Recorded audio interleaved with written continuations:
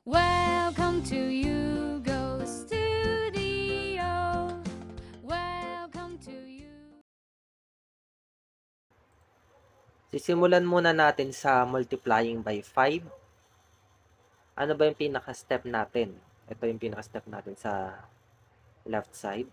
To multiply a number by 5, divide it by 2, and then add a 0. So, itong first example natin, 46 times 5. So, paano daw makukuha natin? 46 divided by 2 is equals to 23. Then, add 0 daw. So, ilalagay na natin yan sa dulo. So, ang sagot natin is 230. Para malaman natin kung tama yung sagot, try natin siyang computein sa ating calculator.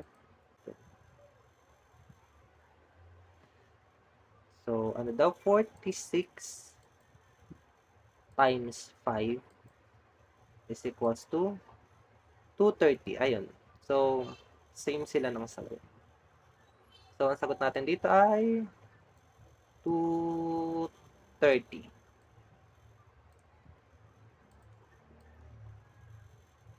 Next example is 82 times 5. So, 82 times 5. Yung first step natin is 82 divided by 2. So, ang sagot natin dyan ay anong kalahati? 41.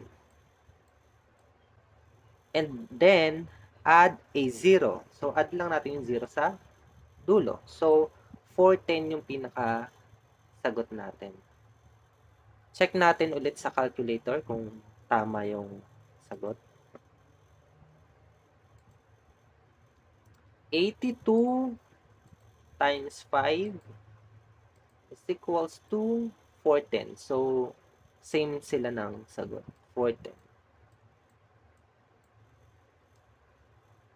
Ayan. So, sorry sa sulat. Mahirap kasi gamitin yung mouse. So, dito sa dalawang magkasunod na number, try nyo munang sagutan.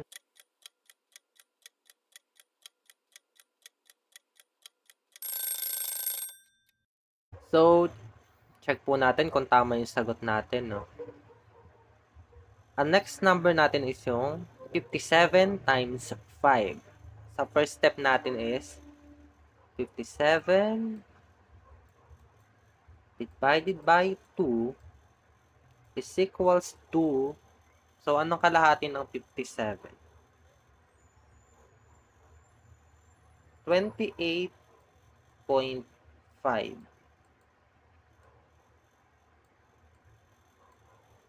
Ayan.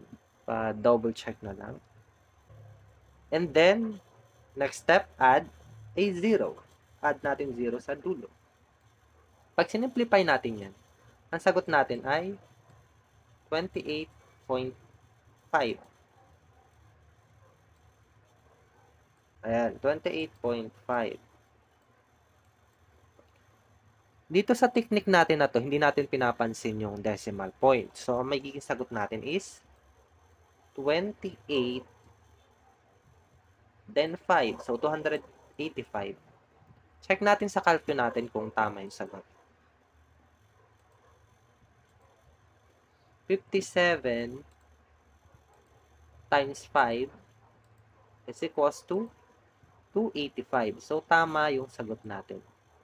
285.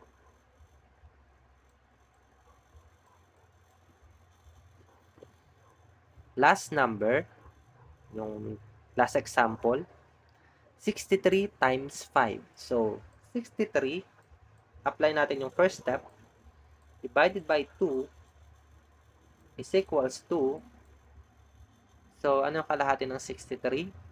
31.5.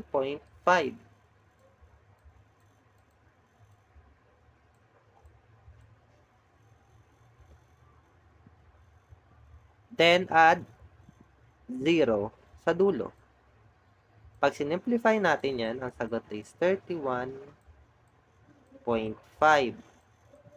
Since dito nga sa technique na to, hindi na natin pinapansin yung decimal point, ignore lang natin yun. Ang magiging sagot natin is 315. Check natin kung tama yung ating sagot. 63 times 5 is equals to 315. So, ayun, no? Tama yung sagot natin.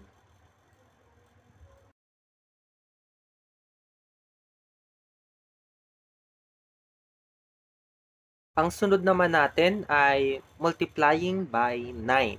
Sa multiplying by 9, meron tayong 2 step. So, first step natin is take the number you want to multiply by 9 and simply multiply it by 10. Ang second step natin, subtract the original number from the result obtained in the previous step. So, simulan natin dito sa sample natin, 7 times 9. Ang first step daw, yung original number natin, which is the 7, eto, 7, imumultiply natin siya sa 10. So, 7 times 10 is equals to 70. And then, sa second step natin, subtract the original number. So, ito yung original number natin, no? Yung 7. So, 70 minus 7 is equals to 63. So, ang sagot natin ay 63. Check natin sa calculator kung tama yung sagot. 7 times 9 is equals to 63. So, tama yung sagot natin. Next one, 50 times 9. Apply natin ulit yung first step natin. Kunin natin yung original number, which is 50, and then times 10.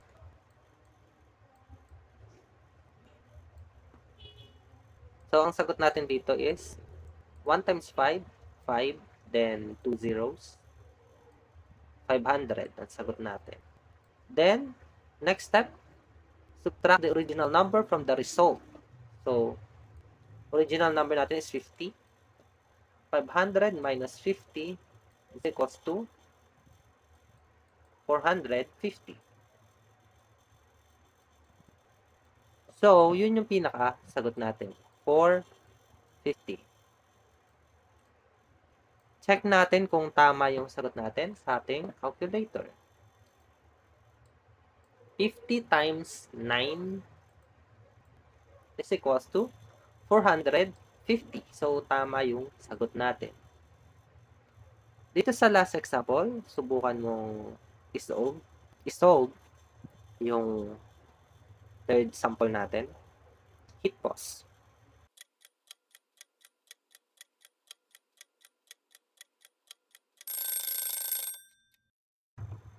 So, tingnan natin kung tama yung sagot nyo sa last example natin.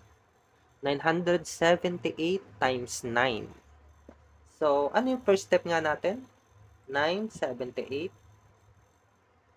Mumultiply natin sa 10. So, ang magiging sagot ay 1 times 978, 978, then add the 0. So, ang magiging sagot is 9,780. And then, second step, subtract the original number from the result. So, 9,780 minus 978. So, anong magiging sagot natin? Try natin i-solve ng long method. 978 ay 9,780 minus 978 is equals to 2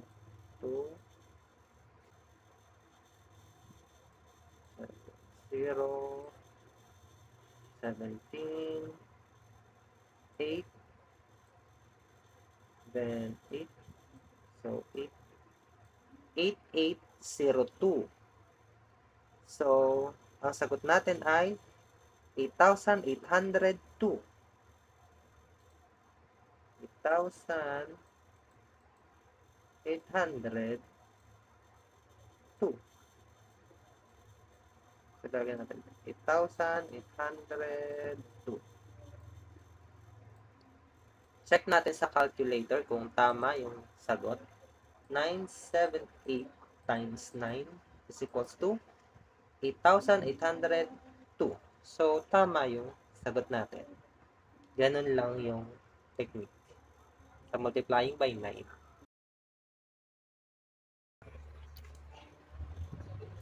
Dito naman tayo sa multiplying by 11.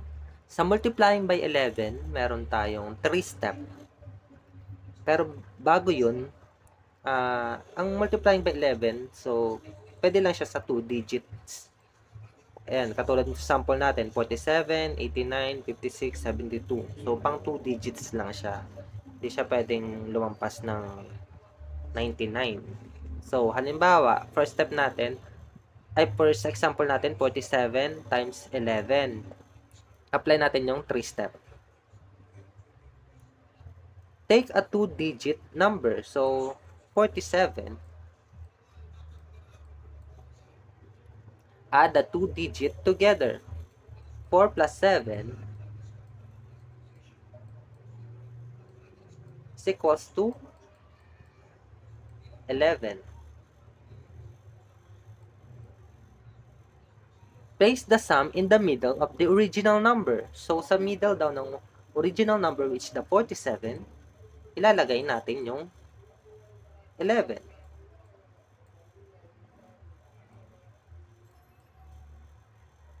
So, ang magiging ano nun is 4,117, which is, pag tinignan natin sa calculator natin, 47 times 11, mali siya, no? 517. So, ibig sabihin nun, hindi lang dapat natin sundin to. So, may ibang hindi naka-indicate na dapat gawin dito sa step. So, ganito kasi dapat yung gagawin.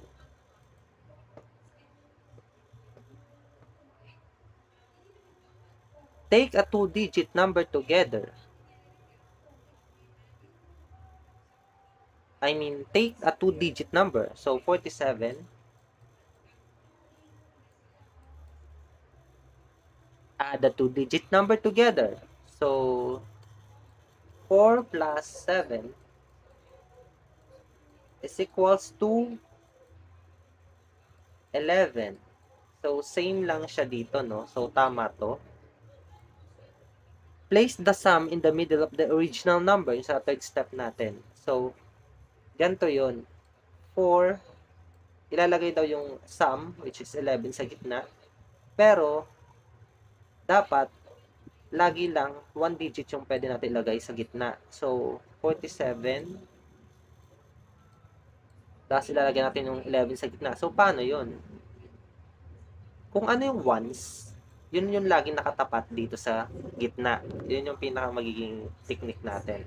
So, since 11 siya, dito tatapat yung isa sa 4. Then, i-add lang natin 7, 1, 5.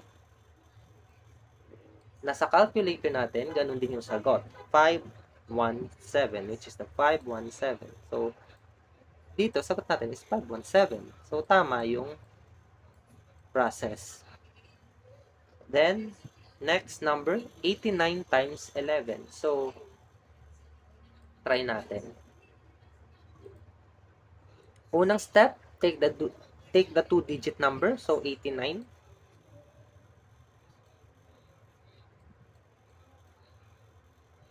Add the 2-digit number together. 8 plus 9 is equals to 17. Place the sum in the middle of the original number. So, original number is 89. So, maglalagay nga lang tayo ng isang digit sa gitna. Nakasya lang. So, 89. At yung sagot natin, ilalagay natin sa gitna. So, ang tatapat dito is yung 1, which is 7. At yung 1, tatapat siya sa 8. And then, ipagpa-plus lang natin siya. Ang maging sagot is 9, 7, 9. 9, 7, 9.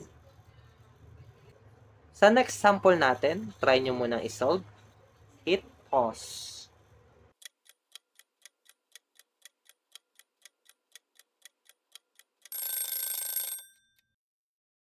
So, check natin kung tama yung sagot nyo, no? Sa pangatlo at pang-apat nating sample dito. 56 times 11. So, take the 2-digit number, 56.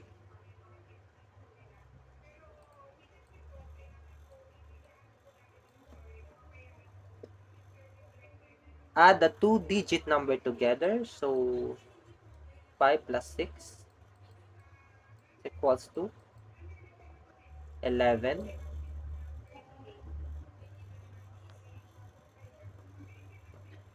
And then, place the sum in the middle of the original number, which is 5 and 6. So, maglalagay lang tayo ulit ng space sa gitna. 5 and 6.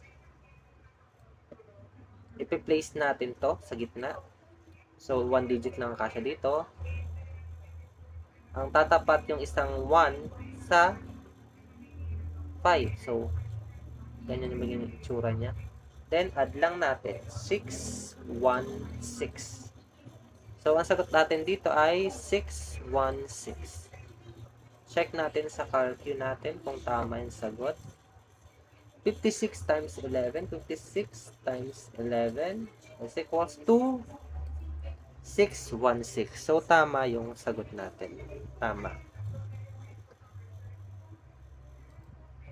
Last, 72 times 5. So, try natin dito sa kabilang side. Take the 2-digit, which is the 72, and then add it together. Magkakaroon tayo ng sagot na 9. So, 7 plus 2 is 9.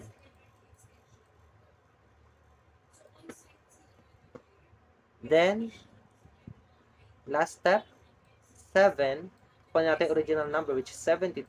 And then, lalagyan lang natin siya ng space sa gitna. Nakasya isang number. So, since 1 digit lang yung 9, ilalagay lang natin yung 9 sa gitna. So, ang sagot natin dito is 792. Check natin kung tama yung sagot natin sa ating calculator. 72 times 11 is equals to 792. So, tama yung sagot natin. So, ganun lamang po. Thank you sa pakikinig.